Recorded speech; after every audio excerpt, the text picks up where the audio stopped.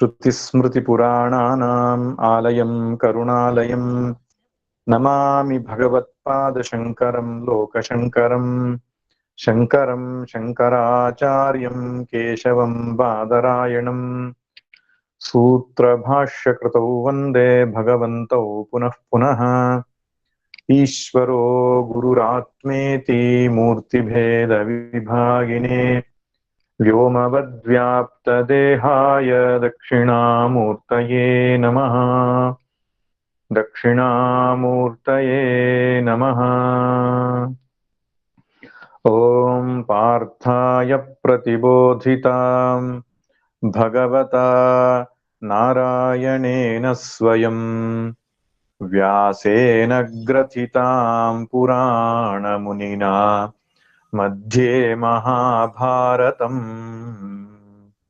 अद्वैतामृतवर्षिणीं भगवतीम् अष्टादशाध्यायिनीम् अम्ब त्वामनुसन्दधामि भगवद्गीते भवद्वेषिणीम्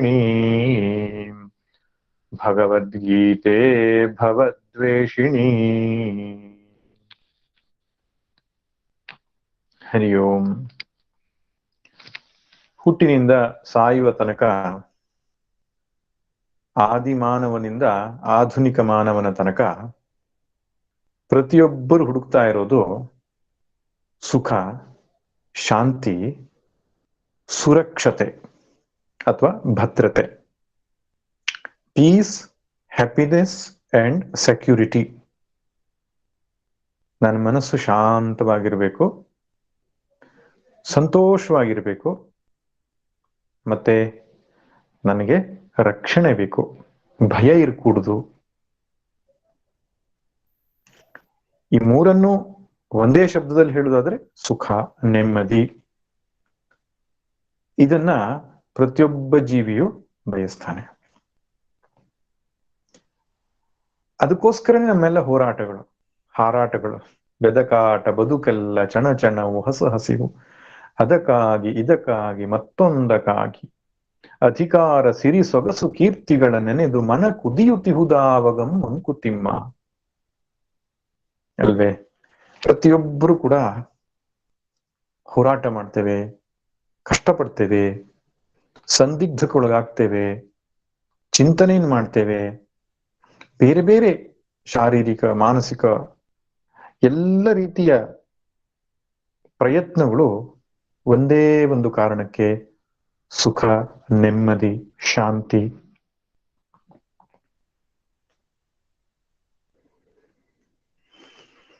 ಆದರೆ ಈ ಪ್ರಯತ್ನದಲ್ಲಿ ಸ್ವಲ್ಪ ಮಟ್ಟಿಗೆ ಯಶಸ್ವಿ ಆಗ್ತೇವೆ.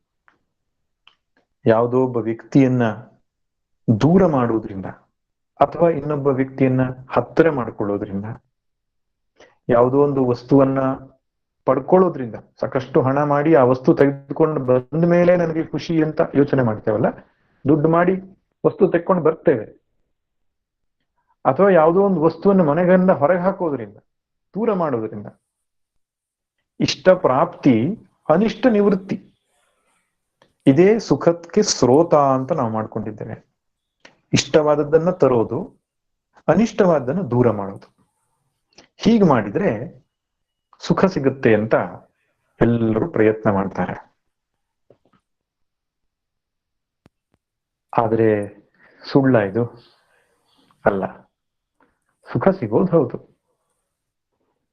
ಅನಿಷ್ಟವಾದ ವಸ್ತು ಸ್ವಲ್ಪ ದೂರಕ್ಕೆ ಹೋದಾಗ, ನಮ್ಮ ವೈರಿ ದೂರಕ್ಕೆ ಹೋದ ಅಂದ ತಕ್ಷಣ ಖುಷಿಯಾಗತ್ತೆ ತತ್ಕಾಲ.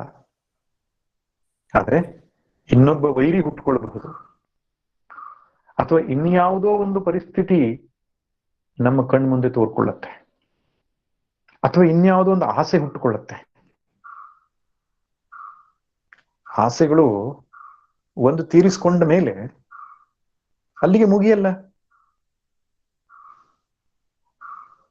ತಂಗಳುಣಿಸಾದೊಡಂ ಸಾಕೆನುವನುಪವಾಸಿ ಸಿಂಗಾರ ಸಂಗಾತಿ ಬೇಕುಂಡವನಿಗೆ ಬಂಗಾರ ಪದವಿ ಪ್ರತಿಷ್ಠೆ ಬೇಕಾ ಬಳಿಕ ಹಿಂಗದಾಯದೆ ಚಿಲುಮೆ ಮಂಕುತಿಮ್ಮ.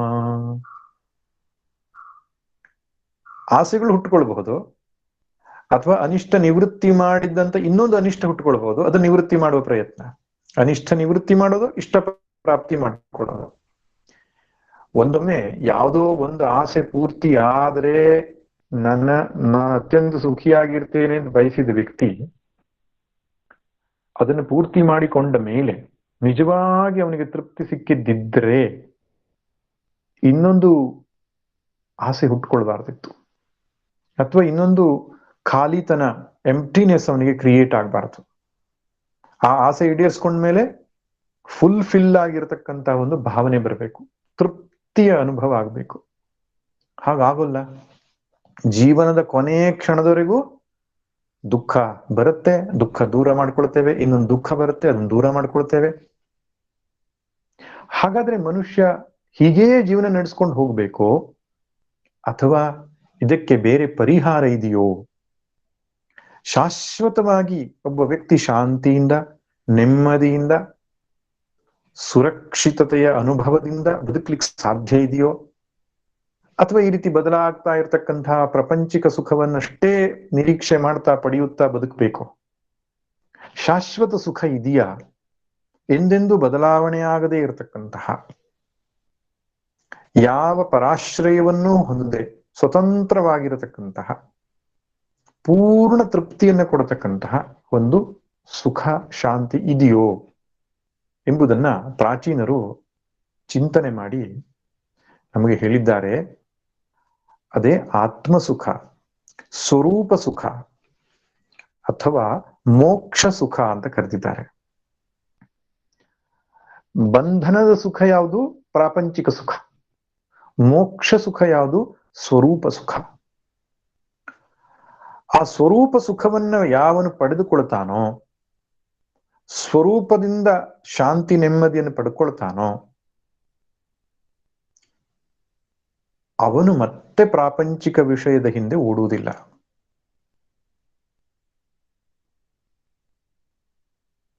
ಸ್ವರೂಪ ಸುಖ ಸ್ವತಂತ್ರವಾದದ್ದು,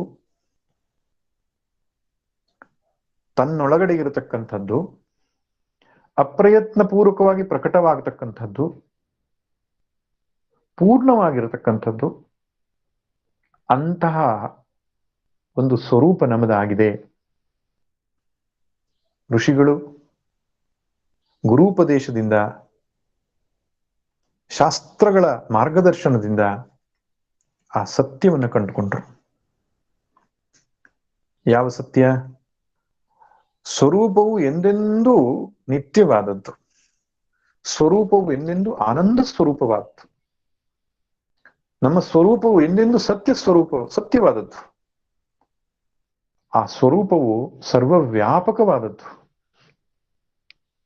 ಅದು ಕರ್ಮವನ್ನು ಮಾಡುವುದಿಲ್ಲ, ಫಲವನ್ನು ಅನುಭವಿಸುವುದಿಲ್ಲ, ಮತ್ತೆ ಯಾವ ವಿಕಾರವನ್ನು ಹೊಂದದೆ ಕೂಟಸ್ಥ ನಿತ್ಯವಾಗಿರತಕ್ಕಂಥದ್ದು. ಆ ರೀತಿಯಾಗಿ ಸ್ವರೂಪದ ಜ್ಞಾನವನ್ನು ಪಡೆದುಕೊಂಡು ಆ ಸ್ವರೂಪದ ನಿಷ್ಠೆಯಲ್ಲಿಯೇ ಬದುಕಿದರು. ಆ ಸ್ವಸ್ವರೂಪದ ಸುಖವನ್ನ ಪಡೆದುಕೊಂಡ್ರು. ಮತ್ತೆ ಬಾಹ್ಯ ಪ್ರಪಂಚದ ಸುಖದ ಹಿಂದೆ ಓಡ್ಲಿಲ್ಲ. ಯಾಕೆ? ಅತ್ಯಂತ ಸ್ವತಂತ್ರವಾದ, ಸಹಜವಾದ, ಸ್ವರೂಪಗತವಾದ, ಶುದ್ಧವಾದ, ಪೂರ್ಣವಾದ ಆ ಆನಂದ, ನೆಮ್ಮದಿ ಸಿಕ್ಕಿರುವಾಗ ಮನುಷ್ಯ ಯಾಕೆ ಹೊರಗಡೆ ಓಡ್ತಾನೆ? ಒಬ್ರು ಸ್ವಾಮೀಜಿ ದೊಡ್ಡ ಆಶ್ರಮ ಕಟ್ಕೊಂಡಿದ್ರಂತೆ. ಆಶ್ರಮದ ವ್ಯವಸ್ಥೆಗೆ ನೀರಿನ ಕೊರತೆ ಆಗಿತ್ತಂತೆ ಅವ್ರಿಗೆ. ಸುಮಾರು ಕಡೆಗೆ ಆಶ್ರಮದ ಜಾಗಗಳಲ್ಲಿ ಬೋರ್ ಹೊಡೆದಿದ್ರು ಸಾಕಷ್ಟು ನೀರು ಸಿಕ್ಕಿರ್ಲಿಲ್ಲ. ಹೊರಗಡೆಯಿಂದ ನೀರು ತರಿಸ್ಕೊಳ್ಳೋದು ನಿತ್ಯದ ಕಾಯಕವಾಗಿತ್ತು. ಅದೇ ಚಿಂತೆ ಅವರನ್ನು ಕಾಡ್ತಾ ಇತ್ತು. ಒಂದು ದಿನ ಅವರ ಆಶ್ರಮದ ಗೇಟ್ ಹತ್ರ ನಿಂತ್ಕೊಂಡು ನೋಡ್ತಾ ಇದ್ದಾರೆ ಹೊರಗಡೆಗೆ. ಹೊರಗಡೆಯ ಇನ್ನೊಂದು ಸೈಟ್ನವರು ಈ ನೀರನ್ನ ಪತ್ತೆ ಹಚ್ಚುವ ಮೆಷಿನ್ ಅನ್ನ ಹಿಡ್ಕೊಂಡು, ಅಂದ್ರೆ ಗೌರ್ಮೆಂಟ್ ಆಫೀಸರ್ಸ್ ಯಾರೋ ಬಂದಿದ್ರು, ಅದಕ್ಕೆ ಏನ್ ಹೇಳ್ತಾರ ಗೊತ್ತಿಲ್ಲ, ಆ ನೀರನ್ನ ಪತ್ತೆ ಹಚ್ಚುವ ಒಂದು ಇನ್ಸ್ಟ್ರೂಮೆಂಟ್, ಅದನ್ನ ಹಿಡ್ಕೊಂಡು ನೀರನ್ನು ಹುಡುಕ್ತಾ ಇದ್ರು ಅವ್ರ ಸೈಟಲ್ಲಿ. ಸಿಕ್ಕಿರ್ಲಿಲ್ಲ. ಹಾಗೆ ಅವರು ಆ ಸೈಟ್ ಇಂದ ಹೊರಗಡೆ ಬರ್ತಿರುವಾಗ ಸ್ವಾಮೀಜಿ ಮಾತಾಡಿದ್ರು, ನಮ್ಮ ಆಶ್ರಮದಲ್ಲಿಯೂ ಕೂಡ ನೀರಿನ ಸಮಸ್ಯೆ ಇದೆ, ತುಂಬಾ ಕಡೆ ನಾನು ಬಾವಿ ತೋಡಿಸಿದೆ, ಬೋರ್ ಹೊಡಿಸಿದ್ದೆ, ನೀರು ಸಿಗ್ಲಿಲ್ಲ, ನೀರ್ ಸಮಸ್ಯೆ ಆಗಿದೆ ಅಂತ ಹೇಳಿದ್ರು. ಆವಾಗ ಆ ಇನ್ಸ್ಟ್ರೂಮೆಂಟ್ ಅನ್ನು ಹಿಡ್ಕೊಂಡಿರೋ ವ್ಯಕ್ತಿ ಬಂದು, ಸ್ವಾಮೀಜಿ ಸ್ವಲ್ಪ ನೀವು ನಿಂತ್ಕೊಂಡಿರೋ ಜಾಗದಿಂದ ಈ ಕಡೆಗೆ ಬನ್ನಿ ಅಂತ ಕರೆದ್ರು. ಸ್ವಾಮೀಜಿ ಎಲ್ಲಿ ನಿಂತ್ಕೊಂಡಿದ್ರು ಅದೇ ಜಾಗದಲ್ಲಿ ಆ ಮೀಟರ್ ಇಟ್ಟಾಗ ಅತ್ಯಂತ ಹೇರಳವಾಗಿ ಜಲದ ಒಂದು ಸ್ರೋತ ಇರೋದು ಕಾಣಿಸ್ಕೊಳ್ತು. ಅವಾಗ ಅವ್ರು ಹೇಳಿದ್ರು, ಇಲ್ಲಿ ಅಗೀರಿ, ಎಲ್ಲಿ ನೀವು ಬಾವಿ ತೋಡ್ಸ್ರಿ, ನಿಮಗೆ ಜಾಸ್ತಿಯಾಗಿ ನೀರು ಹೊರಗಡೆಗೆ ಹಂಚಬೇಕು ಅಷ್ಟಿದೆ ಇಲ್ಲಿ ಅಂತ ಹೇಳಿದ್ರು. ಹಾಗೆ ಬಾವಿ ತೋಡ್ಸಿದ್ರಂತೆ. ಆಶ್ರಮಕ್ಕೆ ಎಷ್ಟು ಬೇಕು ಅಷ್ಟು ನೀರಾಗಿ ಹೊರಗಡೆ ಕೊಡುವಷ್ಟರ ಮಟ್ಟಿಗೆ ಜಲ ಸಿಕ್ಕಿತು. ಆದ್ರೆ ಎಷ್ಟು ಆಶ್ಚರ್ಯ ಅಂದ್ರೆ, ಯಾವ ಜಾಗದಲ್ಲಿ ನಿಂತ್ಕೊಂಡು ಅವ್ರು ಹೇಳ್ತಾ ಇದ್ರು ನಮ್ಮಲ್ಲಿ ನೀರೇ ಇಲ್ಲ, ನೀರಿನ ಸಮಸ್ಯೆ ಅಂತ ಹೇಳ್ತಿದ್ರು, ಅದೇ ಜಾಗದಲ್ಲೇ ಕೆಳಗಡೆಗೆ ನೀರಿತ್ತು. ನಮ್ಮ ಜೀವನದಲ್ಲಿಯೂ ಹಾಗೆ, ನನಗೆ ಅಶಾಂತಿ ಇದೆ, ನನಗೆ ಜೀವನದಲ್ಲಿ ಕೊರತೆ ಇದೆ, ನನಗೆ ಬೇಸರ ಇದೆ ಅಂತ ಯಾವನು ಹೇಳ್ತಿದ್ದಾನೋ ಅವನ ಮೂಲದಲ್ಲೇ ಆನಂದ ಶಾಂತಿ ಇದೆ.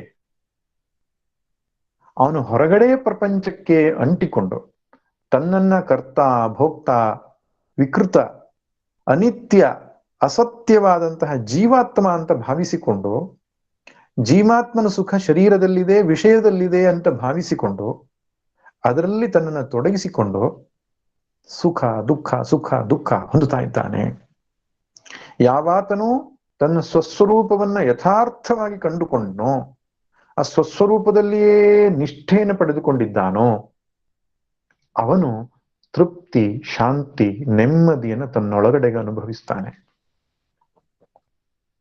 ಅದಕ್ಕೆ ಶ್ರೀಕೃಷ್ಣ ಪರಮಾತ್ಮ ದುಃಖಿತನಾದಂತಹ ಅರ್ಜುನನಿಗೆ ಬೇರೆ ಅನೇಕ ಪರಿಹಾರಗಳನ್ನು ಹೇಳಬಹುದಿತ್ತು. ಯಾವ ಪರಿಹಾರವನ್ನೂ ಹೇಳದೆ ಆತ್ಮಜ್ಞಾನವನ್ನೇ ಬೋಧಿಸುವುದಕ್ಕೆ ಕಾರಣ ಏನಂದ್ರೆ, ಅದೊಂದೇ ಶಾಶ್ವತ ಪರಿಹಾರ. ನನಗೆ ಆ ಕಷ್ಟ ಇದೆ, ಈ ಕಷ್ಟ ಇದೆ, ಈ ತೊಂದರೆ ಇದೆ, ಆ ತೊಂದರೆ ಇದೆ ಎಂದಾಗ ಒಬ್ಬೊಬ್ರು ಒಂದೊಂದು ಪರಿಹಾರ ಕೊಡ್ತಾರೆ ಸ್ವಾಮಿ. ಶರೀರದಲ್ಲಿ ಅನಾರೋಗ್ಯ ಅಂತ ನೀವು ಹೋದ್ರೆ, ಆಯುರ್ವೇದಿಕ್ ಡಾಕ್ಟರ್ ಹತ್ರ ಹೋದ್ರೆ ವಾತ ಪಿತ್ತ ಕಫ ಅಂತಾರೆ. ಅಲೋಪತಿ ಡಾಕ್ಟರ್ ಹತ್ರ ಹೋದ್ರೆ ಅವರು ಬಯೋಕೆಮಿಕಲ್ಸ್, ಏನೋ ಕೆಮಿಕಲ್ಸ್ನ ಕೊರತೆ ಅಂತ ಹೇಳ್ಬಹುದು. ಹೋಮಿಯೋಪತಿ ಅವರು ಹೋದ್ರೆ ಇನ್ನೊಂದು ಮೆಡಿಸಿನ್ ಕೊಡಬಹುದು. ಅದೇ ಜ್ಯೋತಿಷಿಗಳ ಹತ್ರ ಹೋದ್ರೆ ಗ್ರಹಗತಿಯಲ್ಲಿ ದೋಷ ಇದೆ ಅಂತ ಹೇಳ್ತಾರ ಅವರು. ಅದೇ ಮಾಟ ಮಂತ್ರ ಅವ್ರ ಹತ್ರ ಹೋಗ್ಬಿಟ್ರೆ ನಿಮ್ಗೆ ಕೃತ್ರಿಮ ಮಾಡಿದ್ದಾರೆ, ಮಾಟ ಮಾಡಿದ್ದಾರೆ ಅಂತ ಹೇಳ್ತಾರ ಅವರು. ಅದೇ ವೇದಾಂತಿಗಳ ಹತ್ರ, ಸ್ವಲ್ಪ ಶಾಸ್ತ್ರ ಓದೋರ ಹತ್ರ ನಿಮ್ಮ ಪೂರ್ವ ಕರ್ಮದ ಜನ್ಮದ ಕರ್ಮ ಸರಿ ಇಲ್ಲ ಅಂತ ಹೇಳ್ತಾರೆ. ಅದೇ ಸ್ವಲ್ಪ ಪೂಜೆ ಗೀಜೆ ಮಾಡಿಸೋರ ಹತ್ರ ಹೋದ್ರೆ ನಿಮ್ಮ ಕುಲದೇವತೆಗೆ ನೀವು ಸರಿ ಪೂಜೆ ನಡ್ಕೊಂಡಿಲ್ಲ ಅದಕ್ಕೆ ಅಂತ ಹೇಳ್ತಾರೆ. ಈಗ ಒಬ್ಬೊಬ್ರು ಒಂದೊಂದು ಪರಿಹಾರ ಕೊಟ್ಟಿದ್ದಾರೆ, ಮತ್ತು ಎಲ್ಲರ ಪರಿಹಾರ ಸರಿನೇ ಇದೆ, ತಪ್ಪು ಅಂತ ಹೇಳಲಿಕ್ಕೆ ಆಗಲ್ಲ. ಆಯಾ ಶಾಸ್ತ್ರದ ಪ್ರಕಾರ ಪರಿಹಾರ ಕೊಟ್ಟಿದ್ದಾರೆ. ಮನುಷ್ಯ ಹೀಗೆ ಮಾಡೋದು, ಒಬ್ಬೊಬ್ಬರ ಹತ್ರ ಹೋಗೋದು, ಏನೋ ಪರಿಹಾರ ಮಾಡೋದು, ಸ್ವಲ್ಪ ನೆಮ್ಮದಿ ಶಾಂತಿ ಅಂತ ಅನ್ಸುತ್ತಿಲ್ಲ ಅಂತಲ್ಲ. ಇದು ಯಾವುದನ್ನು ನಂಬದೇ ಇರೋ ವ್ಯಕ್ತಿ ಪುರುಷ ಪ್ರಯತ್ನದಿಂದ ಸೆಲ್ಫ್ ಎಫರ್ಟ್ ಹಾಕಿ ಏನೋ ಆರೋಗ್ಯ ಸರಿ ಮಾಡ್ಕೊಳ್ತಾನೆ, ಅವನಿಗೆ ಯಾವುದನ್ನು ನಂಬಲ್ಲ, ಅವನಿಗೊಂದು ಪರಿಹಾರ ಸಿಗತ್ತೆ. ಇವೆಲ್ಲವೂ ಪರಿಹಾರವೇ, ಆದ್ರೆ ತಾತ್ಕಾಲಿಕ ಪರಿಹಾರ. ಶಾಶ್ವತ ಪರಿಹಾರ ಯಾವುದು? ತನ್ನ ಸ್ವರೂಪದಲ್ಲಿ ನೆಲೆ ನಿಂತು ಸ್ವರೂಪ ದೃಷ್ಟಿಯಲ್ಲಿ ಜೀವನವನ್ನು ನಡೆಸೋದು. ಅವನೇ ಮುಕ್ತ ಪುರುಷ. ಅವನು ಮಾಡಿದರೂ ಮಾಡದ ಹಾಗೆ, ಅನುಭವಿಸಿದರೂ ಅನುಭವಿಸದ ಹಾಗೆ. ಈ ಜೀವನ ಅನ್ನುವಂಥದ್ದು ಒಂದು ಪ್ಲೇ ಗ್ರೌಂಡ್ ಆಗತ್ತೆ ಅವನಿಗೆ. ಈ ಬದುಕು ಅನ್ನೋದು ಫ್ರೆಂಡ್ಲಿ ಮ್ಯಾಚ್ ಆಗತ್ತೆ. ಯಾಕೆ?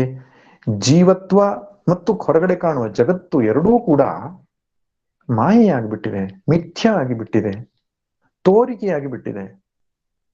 ಅದನ್ನ ಬೆಳಗುತ್ತಿರುವ ಆಧಾರವಾದಂತಹ ಆ ಆತ್ಮವಸ್ತು ನಿತ್ಯವಾದದ್ದು, ಶಾಶ್ವತವಾದದ್ದು, ಸತ್ಯವಾದದ್ದು. ಅದೇ ತಾನು ಎನ್ನುವ ನಿಷ್ಠೆಯಲ್ಲಿ ನಿಂತವನಿಗೆ ಬದುಕು ಒಂದು ಆಟ ಆಗುತ್ತೆ. ಯಾವನು ಈ ಸತ್ಯವನ್ನು ಅರ್ಥಕೊಂಡಿಲ್ವೋ, life is a serious game. Serious game ಅಂದ್ರೆ ಏನು? ಪಾಕಿಸ್ತಾನ ಇಂಡಿಯಾ ಮ್ಯಾಚ್ ಆದಾಗ ಹೇಗಾಗುತ್ತೆ ಹಾಗೆ tension, every moment tension. Friendly match ಇದ್ರೆ ಹೇಗಿರುತ್ತೆ? ಸೋತ್ರೂ ಸಂತೋಷ, ಗೆದ್ರೂ ಸಂತೋಷ, ಆಟದಲ್ಲಿ ಖುಷಿ ಇರುತ್ತೆ. ಜ್ಞಾನಿಗೆ ಆಟದಲ್ಲಿ ಖುಷಿ, ಅಜ್ಞಾನಿಗೆ ಗೆಲುವಿನಲ್ಲಿ ಮಾತ್ರ ಖುಷಿ. ಇದಕ್ಕೆ ಪರಿಹಾರ ಸರಿಯಾದ ಜ್ಞಾನ, ಸಮ್ಯಕ್ ಜ್ಞಾನ, ಪ್ರಾಪರ್ ನಾಲೆಡ್ಜ್ ಅಷ್ಟೇ. ಅದಕ್ಕೆ ಕೃಷ್ಣ ಪರಮಾತ್ಮ ಅನೇಕ ಶ್ಲೋಕಗಳಲ್ಲಿ ಅರ್ಜುನ, ನೀನು ದುಃಖಿಸುವ ಅವಶ್ಯಕತೆ ಇಲ್ಲ, ನ ಅನುಶೋಚಿತುಮರ್ಹಸಿ, ದುಃಖಿಸಬೇಡ. ಯಾಕಂದ್ರೆ ಈ ಆತ್ಮನು ನಿತ್ಯನಾಗಿದ್ದಾನೆ, ಅವ್ಯಕ್ತನಾಗಿದ್ದಾನೆ, ಸತ್ಯನಾಗಿದ್ದಾನೆ, ಅದೆಂದೆಂದು ನಾಶವಾಗದ ವಸ್ತು, ಅದಕ್ಕೆ ಅಂಟುಕೋ ಎಂಬುದಾಗಿ ಸಂದೇಶವನ್ನು ಕೊಟ್ಟಿದ್ದಾನೆ. ಈಗ ಇದು ಸಿದ್ಧಾಂತ ಪಕ್ಷದ ಒಂದು ವಾದ ಸರಣಿ. ಸಿದ್ಧಾಂತ ಪಕ್ಷ ಅಂದ್ರೇನು? ವೈದಿಕ ಸನಾತನ ಸಿದ್ಧಾಂತದ ಒಂದು ಚಿಂತನೆ ಈ ರೀತಿಯಾಗಿರುತ್ತೆ. ಅದೇ ರೀತಿ ಕೆಲವು ಅನ್ಯ ಪಕ್ಷಗಳು, ವಿರೋಧ ಪಕ್ಷಗಳು, ಪೂರ್ವ ಪಕ್ಷ ಅಂತ ಕರೀತಾರೆ. ಅವರುಗಳು ಈ ಆತ್ಮನ ಬಗ್ಗೆ ಚಿಂತನೆಯನ್ನು ಮಾಡಿದ್ದಾರೆ. ಉಪನಿಷತ್ತು ವೇದಗಳಲ್ಲಿ ಬಂದಿರತಕ್ಕಂತಹ ಆತ್ಮ ವಿಚಾರ ಇಷ್ಟು ಹೊತ್ತಿಗೆ ಅಂದ್ರೆ 25 ಶ್ಲೋಕದ ತನಕ ಬಂದಿರುವ ವಿಚಾರಗಳು. ಆತ್ಮನು ನಿತ್ಯನು, ಸತ್ಯನು, ಸರ್ವವ್ಯಾಪಕನು, ಇದೆಲ್ಲವೂ ವೇದಗಳಲ್ಲಿ ಹೇಳಿರುವ ವಿಚಾರ. ಅದನ್ನು ಸಿದ್ಧಾಂತ ಪಕ್ಷ ಅಂತ ಕರೀತಾರೆ.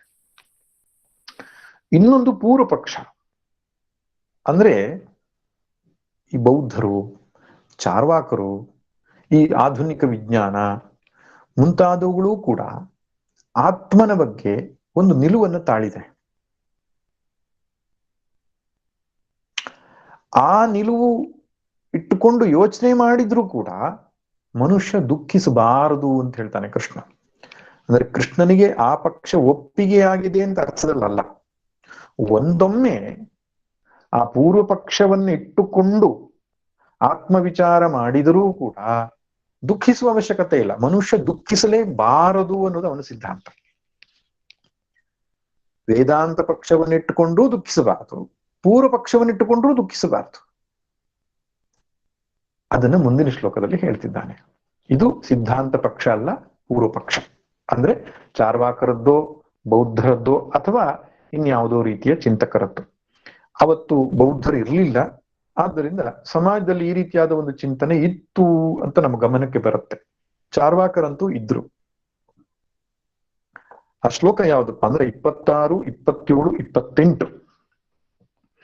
ಅಥ ಚೈನಂ ನಿತ್ಯ ಜಾತಂ ನಿತ್ಯಂ ವಾ ಮನ್ಯಸೇ ಮೃತಂ ತಥಾಪಿ ತ್ವಂ ಮಹಾಬಾಹೋ ನೈವಂ ಶೋಚಿತುಮರ್ಹಸಿ ಜಾತಸ್ಯ ಹಿ ಧ್ರುವೋ ಮೃತ್ಯುಃ ಧ್ರುವಂ ಜನ್ಮ ಮೃತಸ್ಯ ಚ ತಸ್ಮಾದಪರಿಹಾರ್ಯರ್ಥೇ ನ ತ್ವಂ ಶೋಚಿತುಮರ್ಹಸಿ ಅವ್ಯಕ್ತಾದೀನಿ ಭೂತಾನಿ ವ್ಯಕ್ತಮಧ್ಯಾನಿ ಭಾರತ ಅವ್ಯಕ್ತನಿಧನಾನ್ಯೇವ ತತ್ರ ಕಾ ಪರಿದೇವನಾ. ಅಥ ಅಂತ ಶುರು ಮಾಡಿದ್ದಾನೆ ಭಗವಂತ. ಅಥ ಅಂದ್ರೆ ಈಗ ಅಂತ ಅರ್ಥ, ಆಮೇಲೆ ಅಂತ ಅರ್ಥ. ಅಂದ್ರೆ ಹೊಸದಾದ ಒಂದು ಚಿಂತನೆ ಆರಂಭವಾಗಿದೆ ಇವಾಗ. ಅಥ ತದನಂತರ ಈ ರೀತಿಯಾಗಿ ಅರ್ಥವನ್ನು ಕೊಡುತ್ತೆ. ಇಲ್ಲಿ ಯಾವ ರೀತಿ ಅರ್ಥ ಮಾಡಬೇಕು? ಒಂದೊಮ್ಮೆ ಅಂತ. ಅಥ ಅಂದ್ರೆ ಒಂದೊಮ್ಮೆ. ಆತ್ಮನು ನಿತ್ಯವೂ ಹುಟ್ಟುವವನು, ನಿತ್ಯವೂ ಸಾಯುವವನು ಅಂತ ಇಟ್ಟುಕೊಂಡ್ರೂ ಕೂಡ ಹೇ ಮಹಾಬಾಹೋ, ಹೇ ಅರ್ಜುನ, ನೀನು ದುಃಖಿಸುವುದು ಸರಿಯಲ್ಲ ಅಂತ. ಇದನ್ನ ಅಭ್ಯುಪೇತ್ಯವಾದ ಅಂತ ಹೇಳ್ತಾರೆ. ಲೆಟಸ್ ಟೇಕ್ ಅಂತ, ಲೆಟಸ್ ಟೇಕ್ ಫಿಲಾಸಫಿ. ಅಂದ್ರೆ ತನ್ನ ಪಕ್ಷ ಅಲ್ಲ. ಈಗ ಪೂರ್ವ ಪಕ್ಷದವರು ಹೇಗೆ ಯೋಚನೆ ಮಾಡ್ತಾರೆ ಅಂತ ಹೇಳೋದಾದರೆ ನೋಡಿ, ಆತ್ಮನು ನಿತ್ಯನು ಎನ್ನುವಂಥದ್ದು ವೈದಿಕ ಸಿದ್ಧಾಂತ. ಆದ್ರೆ ಬೌದ್ಧರಲ್ಲಿ ಒಂದು ಗುಂಪು, ಅವರು ಆತ್ಮನು ಅನಿತ್ಯನು ಅಂತ ಹೇಳ್ತಾರೆ. ಅದನ್ನ ಕ್ಷಣಿಕ ವಿಜ್ಞಾನವಾದ ಅಂತ ಕರೀತಾರೆ. ಅಂದ್ರೆ ಅಂದು ಕೃಷ್ಣನ ಕಾಲದಲ್ಲಿ ಬೌದ್ಧರು ಇದ್ರು ಅಂತ ನಾನು ಹೇಳ್ತಿಲ್ಲ, ಅಂಥದ್ದೊಂದು ಚಿಂತನೆ ಇತ್ತು ಅಂತ ಗೊತ್ತಾಗುತ್ತೆ. ಆದ್ರೆ ಅದಕ್ಕೆ ಇವರನ್ನ ದೃಷ್ಟಾಂತವಾಗಿ ತೆಗೆದುಕೊಳ್ಳೋದಾದ್ರೆ ಕ್ಷಣಿಕ ವಿಜ್ಞಾನವಾದಿಗಳೇನು ಹೇಳ್ತಾರೆ, ಈ ಕಾನ್ಶಿಯಸ್ನೆಸ್ ಚೈತನ್ಯ ಅನ್ನುವಂಥದ್ದು ಪ್ರತಿ ಕ್ಷಣವೂ ಹುಟ್ಟುತ್ತೆ, ಪ್ರತಿ ಕ್ಷಣವೂ ಸಾಯುತ್ತೆ. ಒಂದು ಕ್ಷಣ ಹುಟ್ಟು, ಒಂದು ಕ್ಷಣ ಇರುವು, ಮುಂದಿನ ಕ್ಷಣ ಸಾವು. ಮತ್ತು ಹೊಸ ಚೈತನ್ಯ ಹುಟ್ಟುತ್ತೆ, ಇನ್ನೊಂದು ಕ್ಷಣ ಇರುತ್ತೆ, ಮರುಕ್ಷಣ ಸಾಯುತ್ತೆ. ಅದು ಪ್ರತಿ ಕ್ಷಣ ಹುಟ್ಟುತ್ತಾ ಸಾಯ್ತಾ ಹುಟ್ಟುತ್ತಾ ಸಾಯ್ತಾ ಹುಟ್ಟುತ್ತಾ ಸಾಯ್ತಾ ಇರೋದ್ರಿಂದ ಅದು ನಿತ್ಯವಾಗಿದೆ ಅಂತ ನಮಗನ್ಸುತ್ತೆ. ಅದಕ್ಕೆ ಪ್ರವಾಹಿ ನಿತ್ಯತ್ವ ಅಂತ ಕರೀತಾರೆ. ಈಗ ನದಿಯ ನೀರು buckets of water flowing in particular direction is called river. ನದಿ ಒಂದೇ ಅಂತ ಕಾಣುತ್ತೆ, ಆದ್ರೆ ನೀರು ಬೇರೆ ಬೇರೆ ಆಗಿರ್ತದೆ.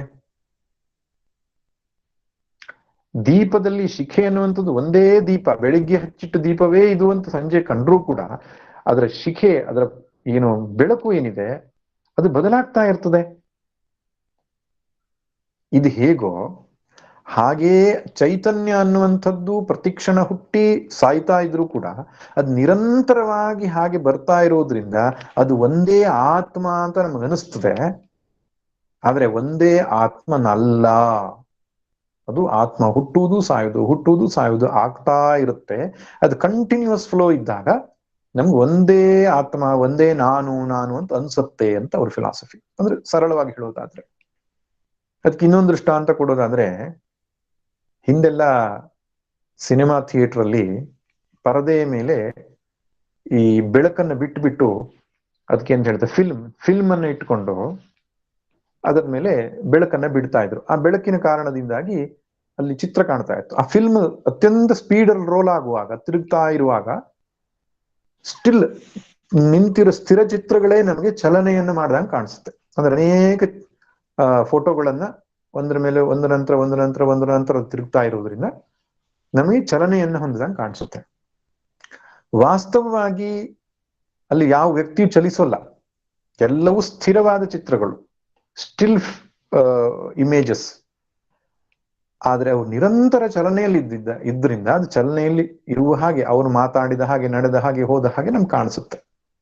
ಹೇಗೋ ಇಲ್ಲೂ ಹಾಗೆ ಅಂತ ಒಂದೇ ಚೈತನ್ಯ ನಿರಂತರವಾಗಿ ಹುಟ್ಟುವುದು ಅಳಿಯುವುದು ಆಗ್ತಾ ಇರುವಾಗ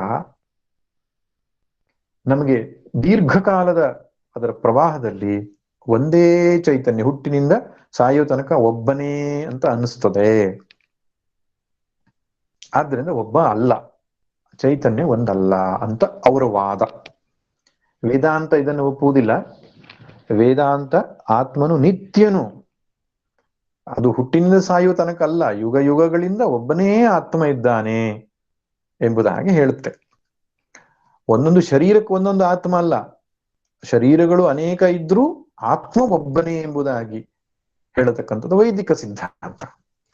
ಅವರದ್ದು ಶರೀರ ಭಿನ್ನವಾಗಿರುವ ಆತ್ಮ, ಶರೀರಕ್ಕೊಂದೊಂದು ಆತ್ಮ, ಮತ್ತೆ ಆತ್ಮನು ನಿತ್ಯ ಹುಟ್ಟು ಸಾವನ್ನು ಹೊಂದುತ್ತಿದ್ದಾನೆ ಅಂತ. ಇನ್ನೊಂದು ಪಕ್ಷ ಏನಪ್ಪಾ ಅಂದ್ರೆ ಈ ಚಾರ್ವಾಕರ ಸಿದ್ಧಾಂತ ಅಂತ ಹೇಳ್ತಾರೆ. ಚಾರ್ವಾಕರು ಯಾವತ್ತಿಂದೂ ಇದ್ದಾರೆ, ಅವತ್ತು ಇದ್ದಾರೆ, ಇವತ್ತು ಇದ್ದಾರೆ. ಅವರು ತರ್ಕಬದ್ಧವಾಗಿ ವಿಚಾರ ಮಾಡುವವರು. ಅವ್ರ ಬಗ್ಗೆ ಹಗುರವಾಗಿ ಲಘುವಾಗಿ ಮಾತಾಡುವ ಹಾಗೆ ಇಲ್ಲ. ಯಾಕಂದ್ರೆ ಅವರು ತರ್ಕವನ್ನು ಬಳಸಿ ಚಿಂತನೆ ಮಾಡುವವರು.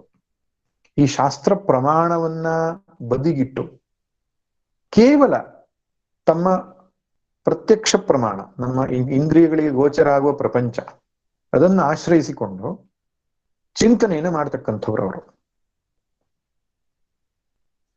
ಅವರು ಸ್ವರ್ಗ ನರಕ ಮುಂತಾದವುಗಳನ್ನು ಒಪ್ಪಲ್ಲ. ಯಾಕಂದ್ರೆ ಅದು ವೇದ ಪ್ರಮಾಣದಿಂದ ಯಾವ್ದು ಗೋಚರವಾಗ್ತದೋ ಅವುಗಳು ಯಾವುದನ್ನು ಅವರು ಒಪ್ಪಲ್ಲ. ಪುಣ್ಯ ಪಾಪಗಳನ್ನು ಒಪ್ಪಲ್ಲ, ಈಶ್ವರನ ಅಸ್ತಿತ್ವವನ್ನು ಒಪ್ಪಲ್ಲ, ಆತ್ಮದ ಅಸ್ತಿತ್ವವನ್ನು ಒಪ್ಪಲ್ಲ. ಹೀಗಿರುವಾಗ ಮತ್ತೆ ಸ್ವರ್ಗ ಪ್ರಾಪ್ತಿಗಾಗಿ ಮಾಡುವ ಯಜ್ಞಗಳನ್ನು ಒಪ್ತಾರೋ, ಶ್ರಾದ್ದಾದಿ ಕರ್ಮಗಳನ್ನು ಒಪ್ತಾರೋ? ಸಾಧ್ಯವೇ ಇಲ್ಲ. ಅಂದ್ರೆ ಶ್ರದ್ಧಾ ಮೂಲದಿಂದ ಉಂಟಾಗತಕ್ಕಂತಹ ಯಾವ ಚಿಂತನೆಯನ್ನು ಅವರು ಒಪ್ಪುವವರಲ್ಲ. ಹಾಗಾದ್ರೆ ಏನನ್ನು ಒಪ್ತಾರೆ? ಕಣ್ಣಿಗೆ ಕಾಣುವ ಪ್ರಪಂಚ ಅಂದ್ರೆ ಪ್ರತ್ಯಕ್ಷ ಪ್ರಪಂಚವನ್ನಷ್ಟೇ ಸತ್ಯ.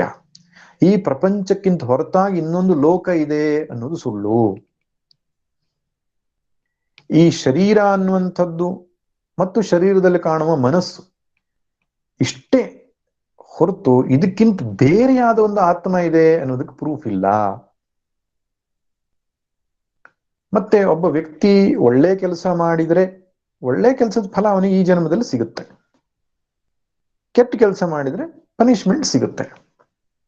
ಅದಕ್ಕೆ ಹೊರತಾಗಿ ಕೆಟ್ಟ ಕೆಲಸದಿಂದ ಒಂದು ಪಾಪ ಅಂತ ಉಂಟಾಗಿ ಅದು ಯಾವತ್ತೋ ಒಮ್ಮೆ ಫಲ ಕೊಡೋದು, ಒಳ್ಳೆ ಕೆಲಸದಿಂದ ಪುಣ್ಯ ಅಂತ ಉತ್ಪತ್ತಿಯಾಗಿ ಅದು ಯಾವತ್ತೋ ಫಲ ಕೊಡೋದು ಅಂಥದ್ದು ಆಗೋಲ್ಲ. ಈ ರೀತಿಯಾಗಿ ವಾದ ಮಾಡ್ತಾರೆ ಅವರು. ಬುದ್ಧಿವಂತಿಕೆಯಿಂದ ಚೆನ್ನಾಗಿ ಜೀವನ ನಡೆಸಬೇಕು, 4-6 ಜನರಿಗೆ ತೊಂದರೆ ಕೊಡದೆ ನನ್ನ ಜೀವನ ಚೆನ್ನಾಗಿ ನಡೆಸ್ಕೊಂಡು ಹೋಗ್ಬೇಕು, ಇಷ್ಟೇ. ಇದಕ್ಕಿಂತ ಹೊರತಾದ ಯೋಚನೆ ಬೇಡ.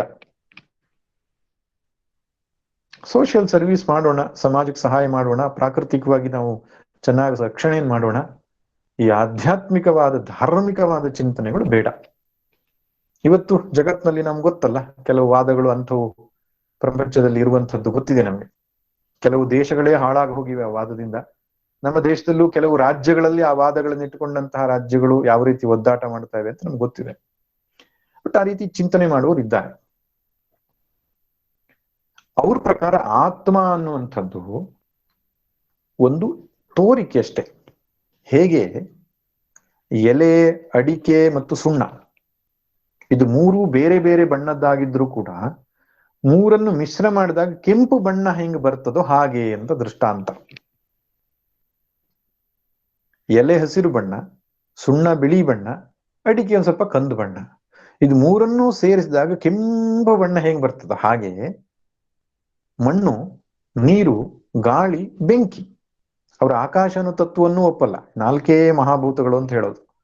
ಮಣ್ಣು, ನೀರು, ಗಾಳಿ, ಬೆಂಕಿ ಸೇರಿದಾಗ, ಈ ಶರೀರ ಅನ್ನುವ ಭೌತಿಕ ವಸ್ತು ಬಂದಾಗ ಅದರಲ್ಲಿ ಅರಿವು, ಕಾನ್ಶಿಯಸ್ನೆಸ್ ಅಂತ ಪ್ರಕಟ ಆಗ್ತದೆ.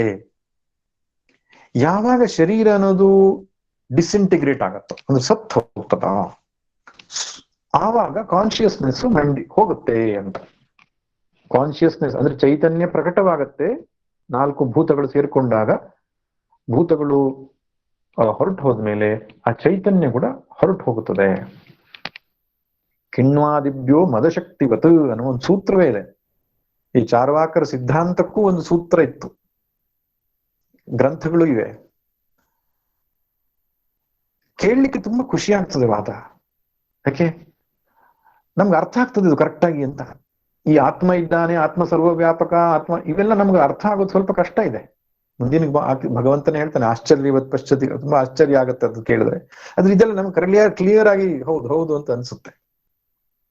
ಆದ್ರಿಂದ ತುಂಬಾ ಜನ ಇಷ್ಟಪಡ್ತಾರೆ ಅದನ್ನ. ಯಾರು ವೈದಿಕ ಪರಂಪರೆಯಲ್ಲಿ ಶ್ರದ್ಧೆಯ ಆಶ್ರಿತವಾಗಿ ಜೀವನವನ್ನು ನಡೆಸ್ತಾ ಇರಲ್ವೋ ಅಂಥವರಿಗೆ ಬೇಗನೆ ಹಿಡಿಕೆ ಆಗುತ್ತದೆ, ಆಸಕ್ತಿ ಅಂತ ತರುತ್ತೆ ಇಂಥ ವಾದಗಳು, ಬೇಗ ಅರ್ಥವಾಗೋದ್ರಿಂದ. ಆತ್ಮ ಅನ್ನೋದು ಒಂದು ತೋರಿಕೆ ಮತ್ತು ಅವ್ಯಕ್ತವಾಗುತ್ತೆ. ಸತ್ತ ಮೇಲೆ ಅದು ಹೊರಟು ಹೋಗುತ್ತೆ. ನಿತ್ಯವಾದಂತಹ ಒಂದು ಚೈತನ್ಯ ವಸ್ತು ಇಲ್ಲ. ಇವತ್ತಿನ ಮಾಡರ್ನ್ ಸೈನ್ಸ್ ಕೂಡ ಕಾನ್ಶಿಯಸ್ನೆಸ್ ಅಂದ್ರೆ ಏನು ಅಂತ ಡಿಸೈಡ್ ಮಾಡ್ಲಿಕ್ಕೆ ಆಗ್ಲಿಲ್ಲ ಅವರಿಗೆ. ವೇದಾಂತದಲ್ಲಿ ಕಾನ್ಶಿಯಸ್ನೆಸ್ ಬಗ್ಗೆ ಎಷ್ಟು ಸ್ಪಷ್ಟವಾಗಿ ಸತ್ಯಂ ಜ್ಞಾನಮನಂತಂ ಬ್ರಹ್ಮ ಪ್ರಜ್ಞಾನಂ ಬ್ರಹ್ಮ, ಆತ್ಮದ ಬಗ್ಗೆ, ಕಾನ್ಶಿಯಸ್ನೆಸ್ ಬಗ್ಗೆ ಸ್ಪಷ್ಟವಾದಂತಹ ನಿರೂಪಣೆಯನ್ನು ಶಾಸ್ತ್ರಗಳಲ್ಲಿ ಕೊಟ್ಟಿದ್ದಾರೆ. ಆದ್ರೆ ಮಾಡರ್ನ್ ಸೈನ್ಸ್ ಅಂತ ನಾವೇನ್ ಹೇಳ್ತೇವೆ, ಅವರು ಇದಮಿತ್ತಂ ಅಂತ ಚೈತನ್ಯದ ಬಗ್ಗೆ ನಿರೂಪಣೆ ಮಾಡ್ಲಿಕ್ಕೆ ಆಗ್ಲಿಲ್ಲ. ಕೆಲವೊಂದು ಪಂಗಡದವರು ಹೇಳ್ತಾರೆ ಬುದ್ಧಿಯಲ್ಲಿ ಆಗತಕ್ಕಂತಹ ಏನು ಕ್ರಿಯೆ ಅದೇ ಚೈತನ್ಯ ಅನ್ನೋದು ಹೊರತಾಗಿ ಬೇರೆಯಾದ ಶರೀರ, ಮನಸ್ಸು, ಬುದ್ಧಿಗಳಿಗೆ ಸ್ವತಂತ್ರವಾದ ಬೇರೆ ಒಂದು ವಸ್ತು ಇಲ್ಲ ಎಂಬುದಾಗಿ ಅವರ ವಾದ. ಅಂದ್ರೆ activity of the brain the function of the brain, consciousness, ಅರಿವನ್ನು ನಮಗೆ ಮೂಡಿಸುತ್ತೆ. ಯಾವಾಗ ಬ್ರೈನ್ ಫಂಕ್ಷನ್ ನಿಲ್ಲುತ್ತೋ, ಬ್ರೈನ್ ಡೆಡ್ ಆಗುತ್ತೋ, ಕಾನ್ಶಿಯಸ್ನೆಸ್ ಹೊರಟೋಗುತ್ತೆ. ಆದ್ರಿಂದ consciousness is product or a part or a action of the intellect. ಬುದ್ಧಿಯ ಕ್ರಿಯೆ ಅದು, ಒಂದು ಸ್ವತಂತ್ರವಾದ ವಸ್ತು ಅಲ್ಲ. ಕ್ರಿಯೆ ನಡೀತಾ ಇದ್ರೆ ಚೈತನ್ಯ ತೋರ್ಕೊಳ್ಳುತ್ತದೆ, ಕ್ರಿಯೆ ನಿತ್ರೆ ಚೈತನ್ಯ ಹೊರಟೋಗುತ್ತೆ. ಆದ್ರಿಂದ ಈ ಮೂರೂ ಸಿದ್ಧಾಂತಗಳಲ್ಲಿ ಆತ್ಮ ಅನ್ನುವಂಥದ್ದು ತೋರಿ ಅಡಗುವಂಥದ್ದೇ ಹೊರತು ಶಾಶ್ವತವಾದ ನಿತ್ಯ ವಸ್ತು ಅಲ್ಲ ಅಂತ. ಈ ವಾದ ನಮಗೆ ಒಪ್ಪಿಗೆ ಇಲ್ಲ.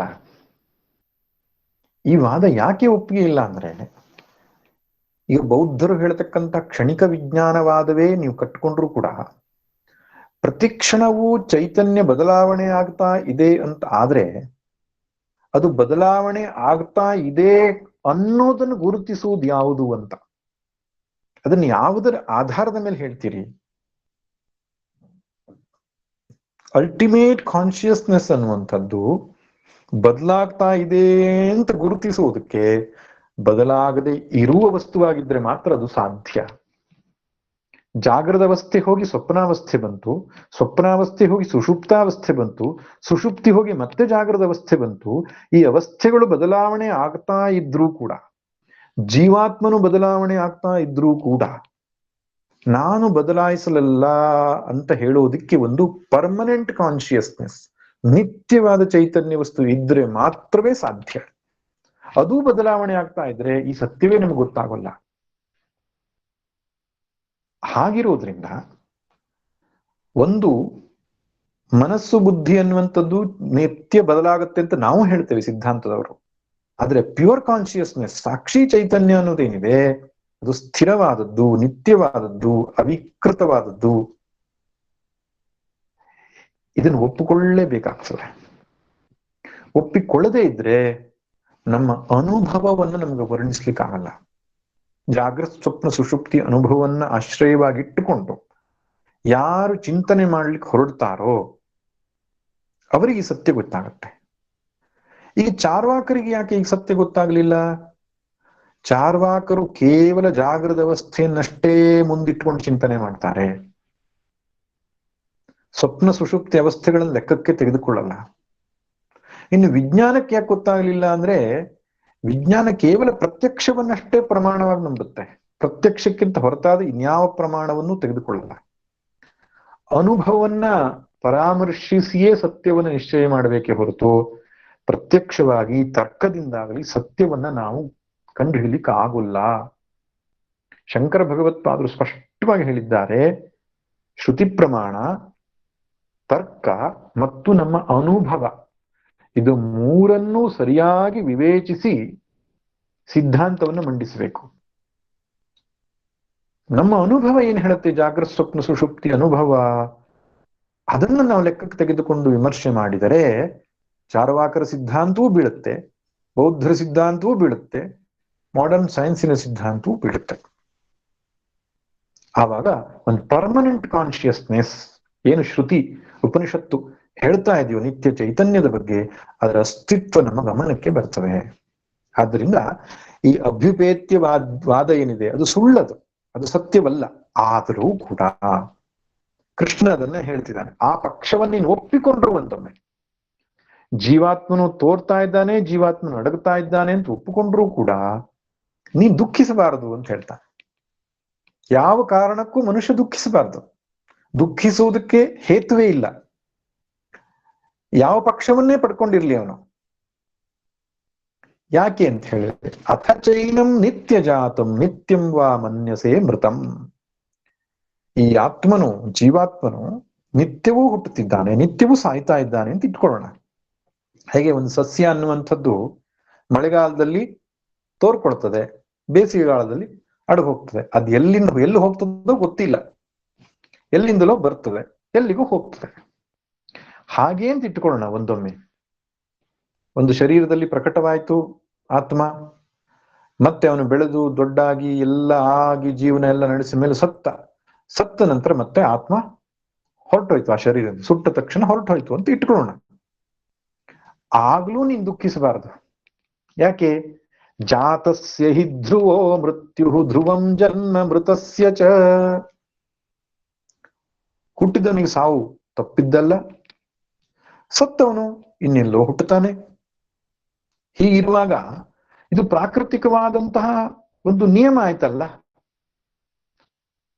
ಹುಟ್ಟಿದವನು ಸಾಯಬೇಕು, ಸತ್ತವನು ಹುಟ್ಟಬೇಕು. ಇದು ಅನಿವಾರ್ಯವಾದಂತಹ ಘಟ್ಟವಾದ್ರಿಂದ ಇದನ್ನು ತಪ್ಪಿಸ್ಲಿಕ್ಕೆ ಸಾಧ್ಯ ಇಲ್ಲ.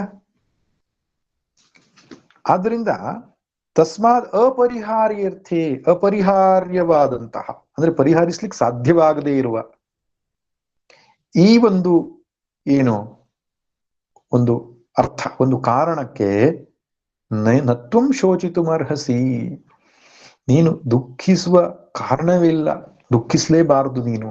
ಏಕೆ? ಅಪರಿಹಾರ್ಯವಾಗಿರತಕ್ಕಂತಹ ವ್ಯವಸ್ಥೆ. ಒಬ್ಬನು ಹುಟ್ಟಿದವನು ಸಾಯ್ಲೇಬೇಕು. ಸಾಯ್ತಿದ್ದಾನೆ ಅಂದ್ರೆ ನೀನ್ ಯಾಕೆ ಬೇಜಾರು ಪಟ್ಕೋತಿದ್ಯಾ? ಇದು ಪ್ರಾಕೃತಿಕವಾದ ಒಂದು ನಿಯಮ, ಪ್ರಾಕೃತಿಕ ಒಂದು ವ್ಯವಸ್ಥೆ. ಅದು ಹಾಗೆ ನಡೆಯುವಂಥದ್ದು, ತಪ್ಪಿಸ್ಲಿಕ್ಕೆ ಯಾರಿಂದಲೂ ಸಾಧ್ಯ ಇಲ್ಲ. ಹಾಗಂತ ಯೋಚನೆ ಮಾಡು. ಪ್ರಕೃತಿಯಲ್ಲಿ ಬದಲಾಗದೇ ಇರುವ ನಿಯಮ ಯಾವುದಪ್ಪ ಅಂದ್ರೆ ನಿರಂತರ ಬದಲಾವಣೆ. ಕಷ್ಟಗಳು ಬರುತ್ತೆ ಸ್ವಾಮಿ, ಹೋಗುತ್ತೆ. ಸುಖ ಬರುತ್ತೆ, ಹೋಗುತ್ತೆ. ಜನ್ಮ ಬರುತ್ತೆ, ಹೋಗುತ್ತೆ.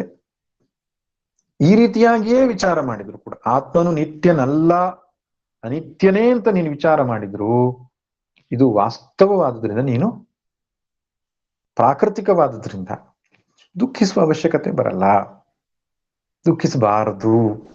ಭೀಷ್ಮದ್ರೋಣಾದಿಗಳು ಇವತ್ತಲ್ಲ ನಾಳೆ ಸಾಯಲೇಬೇಕು. ನೀನು ಸಾಯಿಸದೇ ಇದ್ರೂ ಅವರ ವೃದ್ಧಾಪ್ಯದ ಕಾರಣದಿಂದಾಗಿ ಸಾಯಬೇಕಾಗತ್ತೆ. ಅವರು ಪರಿಹರಿಸ್ಲಿಕ್ಕೆ ಸಾಧ್ಯ ಇಲ್ಲ ಇದನ್ನ. ಆದ್ದರಿಂದ ನೀನು ದುಃಖಿಸಬಾರದು. ಅವ್ಯಕ್ತಾದೀನಿ ಭೂತಾನಿ ವ್ಯಕ್ತ ಮಧ್ಯಾನಿ ಭಾರತ ಅವ್ಯಕ್ತ ನಿಧನಾನ್ಯೇವ ತತ್ರ ಕಾ ಪರಿದೇವನ. ಎಲ್ಲಿಂದ ಬಂದ್ರೋ ಗೊತ್ತಿಲ್ಲ ಜೀವಾತ್ಮರುಗಳೆಲ್ಲ, ಎಲ್ಲಿ ಹೊರಟು ಹೋಗ್ತಾರೋ ಗೊತ್ತಿಲ್ಲ. ಅವ್ಯಕ್ತ ಅದು ನಮ್ಮ ಗಮನಕ್ಕೆ ಬರಲ್ಲ. ಮೃತ್ಯು ಎನ್ನುವುದು ನಮಗೆ ಗೊತ್ತೇ ಆಗಲ್ಲ ಅಂತ ಇಟ್ಕೊಳ್ಳೋಣ. ಇದು ಶಾಸ್ತ್ರ ಪ್ರಮಾಣವನ್ನ ಒಪ್ಪದೇ ಇರುವ ವಾದವನ್ನ ತೆಗೆದುಕೊಂಡು ಆಡುವ ಮಾತು, ನೆನಪಿರ್ಲಿ ಅವಾಗ. ಮೃತ್ಯುವಿನ ಬಗ್ಗೆ, ಮೃತ್ಯುವಿನ ನಂತರದ ಗಮನದ ಬಗ್ಗೆ, ಮೃತ್ಯು ಹೇಗೆ ಆಗುತ್ತದೆ ಒಬ್ಬನಿಗೆ ಅನ್ನೋದ್ರ ಬಗ್ಗೆ ಕೂಡ ಶಾಸ್ತ್ರಗಳು ಸವಿಸ್ತಾರವಾಗಿ ವರ್ಣನೆ ಮಾಡಿದೆ. ವೈದಿಕ ಸನಾತನ ಸಂಪ್ರದಾಯದವರು ನಾವು ಶ್ರದ್ಧೆಯಿಂದ ಅದನ್ನು ಒಪ್ತೇವೆ. ಆ ಪಕ್ಷ ಇಲ್ಲದೇ ಇದ್ದಾಗ ಮೃತ್ಯುವಿನ ನಂತರ ಎಲ್ಲಿಗೆ ಅಂತ ಗೊತ್ತಾಗಲ್ಲ, ಹುಟ್ಟು ಅನ್ನೋದು ಎಲ್ಲಿಂದ ಅಂತನೂ ಗೊತ್ತಾಗಲ್ಲ. ಸಹಜವಾಗಿ ಒಬ್ಬ ವ್ಯಕ್ತಿ ಹುಟ್ಟಿದ, ಎಲ್ಲಿಂದ ಬಂದ, ಹೇಗೆ ಬಂದ ಗೊತ್ತಿಲ್ಲ. ಅಲ್ಲಿ ಪ್ರಕಟವಾಯಿತು ಜೀವಾತ್ಮ, ಸತ್ತ ನಂತರ ಎಲ್ಲಿ ಹೋದ ಅಂತ ಗೊತ್ತಿಲ್ಲ. ಅದನ್ನ ಅವ್ಯಕ್ತ ಅಂತ ಹೇಳ್ತಾರೆ. ಅಲ್ಲಿ ಅವ್ಯಕ್ತ ಅಂದ್ರೆ ಗೊತ್ತಿಲ್ಲದಂತಹ ಒಂದು ವ್ಯವಸ್ಥೆ. ಅವ್ಯಕ್ತಾದೀನಿ ಭೂತಾನಿ ವ್ಯಕ್ತ ಮಧ್ಯಾನಿ ಭಾರತ ಅವ್ಯಕ್ತ ನಿಧನಾನ್ಯೇವ ತತ್ರ ಕಾ ಪರಿದೇವನ. ಮೊದಲು ಅವ್ಯಕ್ತವಾಗಿತ್ತು ಜೀವಾತ್ಮರುಗಳು, ನಂತರ ವ್ಯಕ್ತವಾಯಿತು, ಮತ್ತೆ ಕೊನೆಗೆ ಅವ್ಯಕ್ತವಾಗುತ್ತೆ. ಹಾಗಂತ ಇಟ್ಟುಕೊಂಡ್ರು ಕೂಡ ದುಃಖಿಸುವ ಅವಶ್ಯಕತೆ ಇಲ್ಲ. ಆದಿ ಅಂತ್ಯೇಚ ಎನ್ನಾಸ್ತಿ ವರ್ತಮಾನೇಪಿ ತತ್ತಥಾ ಅಂತ ಹೇಳ್ತಾರೆ. ಮೊದಲು ಮತ್ತು ಕೊನೆಯಲ್ಲಿ ಯಾವುದು ಇರುವುದಿಲ್ಲವೋ ವರ್ತಮಾನದಲ್ಲಿ ಅದು ಹಾಗೆ ಅಂತ ಅರ್ಥ. ಕನಸು ಅನ್ನುವಂತಹ ಒಂದು ಅನುಭವ, ಕನಸು ಎಲ್ಲಿಂದ ಹುಟ್ಟಿತ್ತು ಗೊತ್ತಿಲ್ಲ. ಕನಸಿನ ಪ್ರಪಂಚ ಅಂತೂ ತುಂಬಾ ನಾವು ಅನುಭವಿಸ್ತೇವೆ. ಕನಸು ಮುಗಿದು ಹೋದ್ಮೇಲೆ ಅದು ಎಲ್ಲಿ ಹೋಯ್ತು ಅಂತನೂ ಗೊತ್ತಿಲ್ಲ. ಇರುವಷ್ಟು ಕಾಲ ಅಂತೂ ಅದು ಸತ್ಯವಾಗಿ ತೋರ್ತಾ ಇರ್ತದೆ. ಆದ್ರೆ ಆದಿ ಗೊತ್ತಿಲ್ಲ, ಅಂತ್ಯ ಗೊತ್ತಿಲ್ಲ. ಮರಣದಿ ಮುಂದೇನು ಭೂತವೋ ಪ್ರೇತವೋ ಪುನರ್ಜನ್ಮವೋ ಅದೇನು, ವರದಿ ತಂದವರಿಲ್ಲ ಹಿಂತಿರುಗಿ ಬಂದವರಿಲ್ಲ, ಭುವಿಯ ಬಾಳ್ಗೆ ಅದೇನು ಮಂಕುತಿಮ್ಮ ಅಂತ ಹೇಳ್ತಾರೆ. ಅಂದ್ರೆ ಇದು ಕೂಡ ಅಭ್ಯುಪತ್ತವಾದ್ಯವನ್ನು ಇಟ್ಟುಕೊಂಡೇ ಮಾತಾಡಿತ್ತು. ಮರಣದಿ ಮುಂದೇನು ಭೂತವೋ ಪ್ರೇತವೋ ಅದು ಯಾರು ಕಣ್ಣಿಂದ ಕಂಡಿಲ್ಲ. ಅದ್ರ ಬಗ್ಗೆ ಹೆಚ್ಚು ತಲೆ ಕೆಡಿಸ್ಕೊಳ್ಳೋದು ಬೇಡ, ನಮ್ಮ ಜೀವನ ಚೆನ್ನಾಗಿ ನಡೆಸೋಣ ಅನ್ನುವಂತಹ ಒಂದು ಏನು ಜೀವನೋತ್ಸಾಹದ ಚಿಂತನೆ ಇಟ್ಟುಕೊಂಡು ಆಡಿದ್ದು ಮಾತು. ಆದ್ರೆ ಇಲ್ಲಿ ಪೂರ್ವ ಪಕ್ಷದ ಚಿಂತನೆಯನ್ನು ಇಟ್ಕೊಂಡು ಅವ್ಯಕ್ತವಾದಂತಹ ಪ್ರಪಂಚಕ್ಕೆ ಜೀವಾತ್ಮ ಹೋಗ್ತಾನೆ ಅಂತ ಇಟ್ಕೊಂಡ್ರು ಕೂಡ ದುಃಖಿಸುವ ಅವಶ್ಯಕತೆ ಇಲ್ಲ. ಆ ವಾಸ್ತವವನ್ನ ಒಪ್ಪಿಕೊಂಡು ಇರುವಷ್ಟು ದಿನ ಸಂತೋಷವಾಗಿ ಬದುಕುವುದು ಅಷ್ಟೇ. ಎಷ್ಟು ದಿನ ಆಯುಷ್ಯ ಇದೆಯೋ ಅಲ್ಲಿ ತನಕ ಸಂತೋಷವಾಗಿ ನಗನಗುತ್ತಾ ಬಾಳವೆ ನಡೆಸ್ಕೊಂಡು ಹೋಗೋದು, ಯಾರಿಗೂ ತೊಂದರೆ ಕೊಡದೇನೆ ಸಾಧ್ಯವಾದಷ್ಟು ಉಪಕಾರ ಮಾಡಿಕೊಂಡು ನಮ್ಮ ಜೀವನವನ್ನ ಖುಷಿಯಲ್ಲಿ ನಡೆಸ್ಕೊಂಡು ಹೋಗ್ತೇನೆ. ಮರಣದ ಭಯ ನನಗಿಲ್ಲ, ಅದೇನಾಗತ್ತೋ ಎಲ್ಲಿಗೆ ಹೋಗುತ್ತೋ ಆಗಲಿ, ಎಲ್ಲಿಂದ ಬಂದೆ ಗೊತ್ತಿಲ್ಲ ಅನ್ನುವಂತಹ ಒಂದು ಚಿಂತನೆ ಇಟ್ಟುಕೊಂಡ್ರೂ ಕೂಡ ಜೀವನದಲ್ಲಿ ಸುಖವಾಗಿ ನೆಮ್ಮದಿಯಿಂದ ಶಾಂತಿಯಿಂದ ಬದುಕಬಹುದು ಒಂದು ಹಂತದಲ್ಲಿ. ನಾವು ದೇವರನ್ನ ಒಪ್ಪಲ್ಲ, ಆತ್ಮವನ್ನ ಒಪ್ಪಲ್ಲ ಅಂತ ಹೇಳ್ಕೊಂಡು ದೇವರು ನಮಗೆ ಶಿಕ್ಷೆ ಕೊಡಲ್ಲ. ನೆನಪಿರ್ಲಿ, ಚಾರ್ವಾಕನಾಗಲಿ ಅಥವಾ ಇನ್ಯಾರೋ ಆಗಲಿ ದೇವರ ಅಸ್ತಿತ್ವವನ್ನು ಒಪ್ಪಿಲ್ಲ, ಹಾಗಂತ ಭಗವಂತ ಅವರಿಗೆ ಶಾಪ ಕೊಟ್ಟಿಲ್ಲ. ಅವರ ಪ್ರಾರಬ್ಧ ಎಷ್ಟಿದೆಯೋ ಹೇಗಿದೆಯೋ ಹಾಗೆ ಜೀವನ ನಡೆಸೋದಕ್ಕೆ ಅವಕಾಶ ಇದ್ದೇ ಇದೆ. ಆದ್ರೆ ಅವನೇ ಮೋಕ್ಷದಿಂದ ವಂಚಿತನಾಗ್ತಾನೆ. ಯಾರು ಈಶ್ವರನನ್ನ ಆತ್ಮನನ್ನ ಒಪ್ಪುವುದಿಲ್ವೋ ಅವನು ನಿತ್ಯವಾದ ಮೋಕ್ಷದಿಂದ ವಂಚಿತನಾಗ್ತಾನೆ ಅನ್ನೋದು ಬಿಟ್ರೆ ಅವನಿಗೆ ಭಗವಂತ ಶಿಕ್ಷೆಯಿಂದ ಕೊಡಲ್ಲ. ಆದ್ರಿಂದ ಒಂದೊಮ್ಮೆ ಆ ರೀತಿ ಯೋಚನೆ ಮಾಡಿದ್ರೂ ಒಬ್ಬ ವ್ಯಕ್ತಿ ಅವನ ಪ್ರಾರಬ್ಧ ವಶದಿಂದ ಜೀವನವನ್ನು ನಡೆಸಲಿಕ್ಕೆ ಏನು ತೊಂದರೆ ಆಗೋಲ್ಲ ಎನ್ನುವಂಥದ್ದು ಇಲ್ಲಿಯ ಚಿಂತನೆ. ಇಷ್ಟು ಆದ್ಮೇಲೆ ಇನ್ನೆರಡು ಶ್ಲೋಕಗಳಲ್ಲಿ ಈ ವೇದಾಂತ ವಿಚಾರವನ್ನ, ಆತ್ಮ ವಿಚಾರವನ್ನ ಭಗವಂತ ಪರಿಸಮಾಪ್ತಿ ಮಾಡ್ತಾ ಇದ್ದಾನೆ. ಆಶ್ಚರ್ಯವತ್ ಪಶ್ಯತಿ ಕಶ್ಚಿದೇನಂ ಆಶ್ಚರ್ಯವದ್ ವದತಿ ತಥೈವ ಚಾನ್ಯಃ ಆಶ್ಚರ್ಯವಚ್ಚೈನಮನ್ಯ ಶೃಣೋತಿ ಶ್ರುತ್ವಾಪ್ಯೇನಂ ವೇದ ನ ಚೈವ ಕಶ್ಚಿತ್ ದೇಹಿ ನಿತ್ಯಮವಧ್ಯೋಯಂ ದೇಹೇ ಸರ್ವಸ್ಯ ಭಾರತ ತಸ್ಮಾತ್ ಸರ್ವಾಣಿ ಭೂತಾನಿ ನತ್ವಂ ಶೋಚಿತುಮರ್ಹಸಿ. ಮಧ್ಯದಲ್ಲಿ ಅಥ ಅನ್ನುವ ಶಬ್ದದಿಂದ ಪೂರ್ವಪಕ್ಷವನ್ನ ಚಿಂತನೆ ಮಾಡಿ ಕೊನೆಗೆ ಆತ್ಮವಿಚಾರವನ್ನ, ಅದರ ಶ್ರೇಷ್ಠತೆಯನ್ನ ಹೇಳ್ತಾ ಈ ವಿಷಯವನ್ನ ಮುಗಿಸ್ತಾ ಇದ್ದಾನೆ ಭಗವಂತ. 29ನೇ ಶ್ಲೋಕದಲ್ಲಿ ಇದು ಅತ್ಯಂತ ಸೂಕ್ಷ್ಮವಾದ ಸಂಗತಿ ಅಂತ. ಆತ್ಮನ ಅಸ್ತಿತ್ವವನ್ನು ಒಪ್ಪಿಕೊಳ್ಳುವುದು ಅಷ್ಟು ಸುಲಭವಾದ ವಿಷಯವಲ್ಲ. ದೃಶ್ಯತೆ ತು ಅಗ್ರಯ ಬುದ್ಧ್ಯ ಸೂಕ್ಷ್ಮಯ ಸೂಕ್ಷ್ಮದರ್ಶಿಭಿ. ಈ ಗೂಢನಾದ ಆತ್ಮ ನ ಪ್ರಕಾಶತೆ, ಅಷ್ಟು ಸುಲಭವಾಗಿ ಅವನು ಪ್ರಕಾಶಿಸಲ್ಪಡುವುದಿಲ್ಲ. ನೋಡ್ಬೇಕು ಅಂದ್ರೆ ಸೂಕ್ಷ್ಮಯ ಸೂಕ್ಷ್ಮದೃಷ್ಟಿಭಿ ಅಂತ ಉಪನಿಷತ್ತೇ ಹೇಳುತ್ತೆ.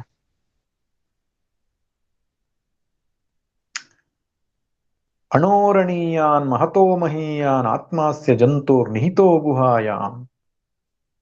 ಅತ್ಯಂತ ಸೂಕ್ಷ್ಮವಾಗಿದೆ, ಅತ್ಯಂತ ದೊಡ್ಡದಾಗಿದೆ. ಈ ರೀತಿಯಾದಂತಹ ಶಬ್ದಗಳಿಂದ ವೇದಗಳು ಆತ್ಮನ ಬಗ್ಗೆ ಹೇಳುತ್ತೆ.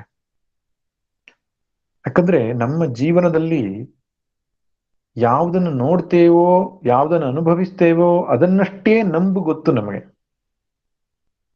ನಾವು ಕಣ್ಣಿಗೆ ಕಾಣದೇ ಇರತಕ್ಕಂತ ಒಂದು ವಸ್ತುವಿನ ಬಗ್ಗೆ ಚಿಂತನೆ ಮಾಡುವ ಅಭ್ಯಾಸ ನಮಗಿಲ್ಲ.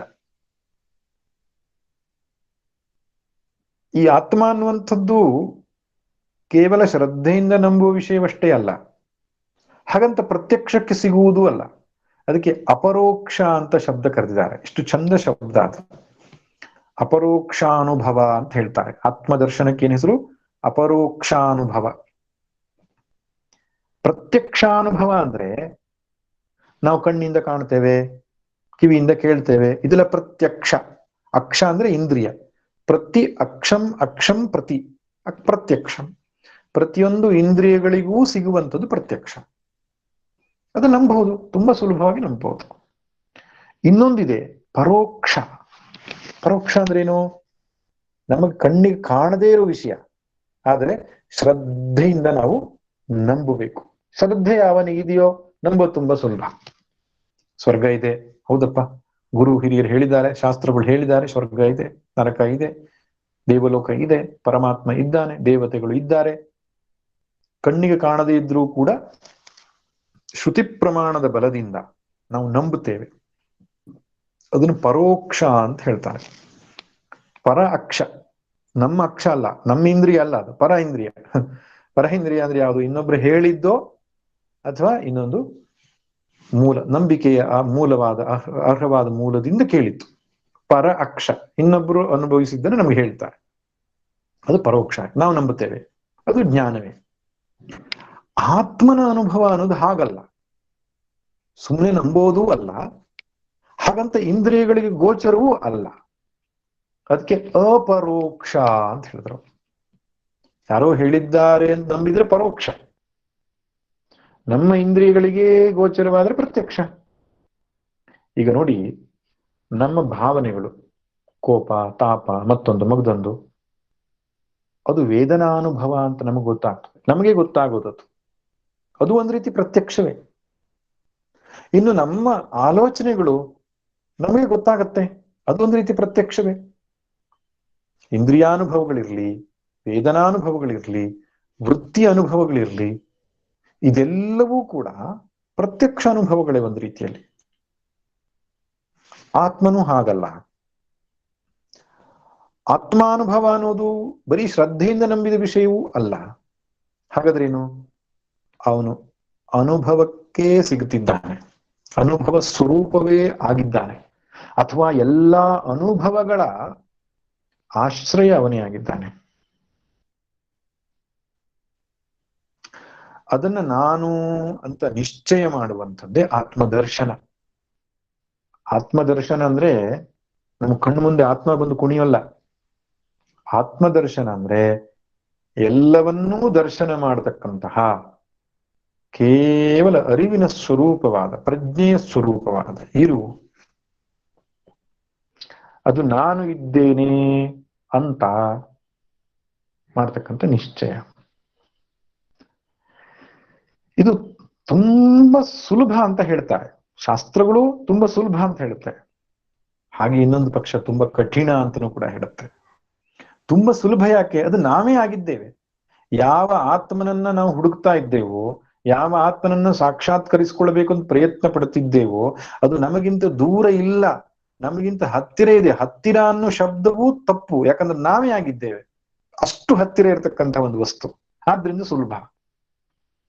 ಕಠಿಣ ಯಾಕೆ ಅಂತ ಹೇಳಿದ್ರೆ, ನಮಗೆ ಬರೀ ಬಾಹ್ಯ ಪ್ರಪಂಚವನ್ನ ನೋಡಿ ಅನುಭವಿಸಿ ಅದರ ಚಿಂತನೆ ಮಾಡಿ ಅಭ್ಯಾಸವೇ ಹೊರತು, ಅಂತರ್ಮುಖರಾಗಿದ್ದುಕೊಂಡು ಸ್ವರೂಪ ಚಿಂತನೆಯನ್ನು ಮಾಡುವ ಅಭ್ಯಾಸ ಈ ಮನಸ್ಸಿಗೆ ಇಲ್ಲ. ಆದ್ರಿಂದ ಕಠಿಣ.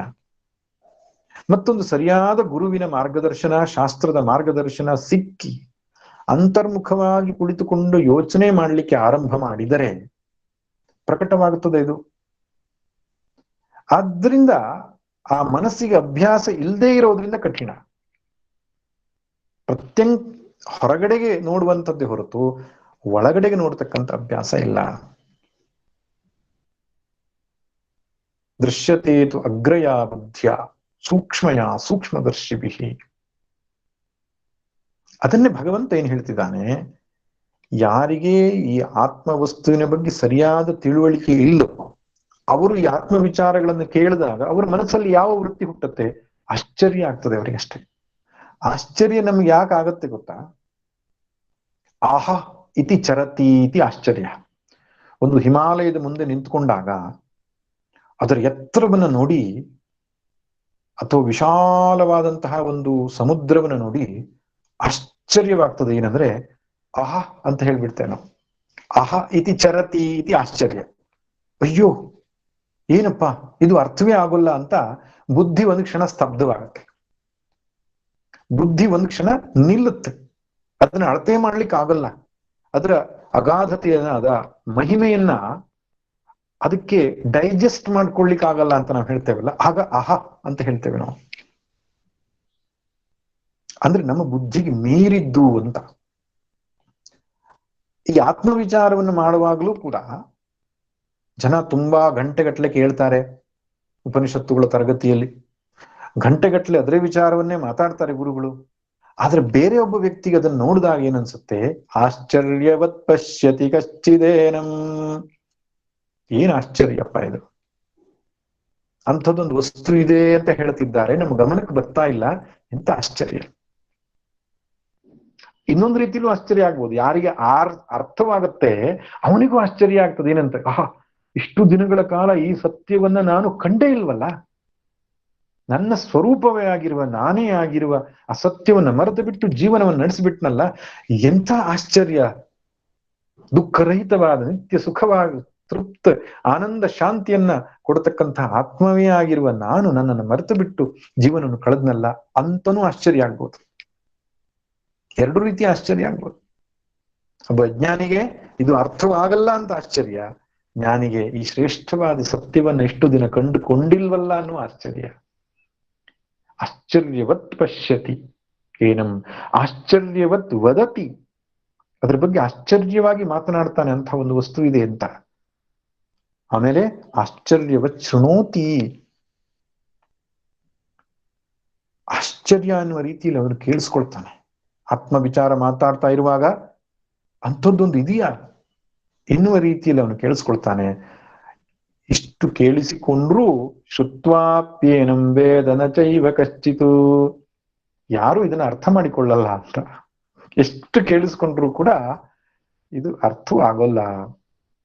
ಅರ್ಥವೇ ಆಗೋಲ್ಲ ಅಂತ ಅರ್ಥ ಅಲ್ಲ, ಅರ್ಥ ಆಗಲಿಕ್ಕೆ ಸಮಯ ಬೇಕು ಅಂತ, ಸರಿಯಾದ ತಿಳುವಳಿಕೆ ಬರುವುದಕ್ಕೆ ಸಾಕಷ್ಟು ಚಿಂತನೆ ಬೇಕು ಅಂತ ಅರ್ಥ.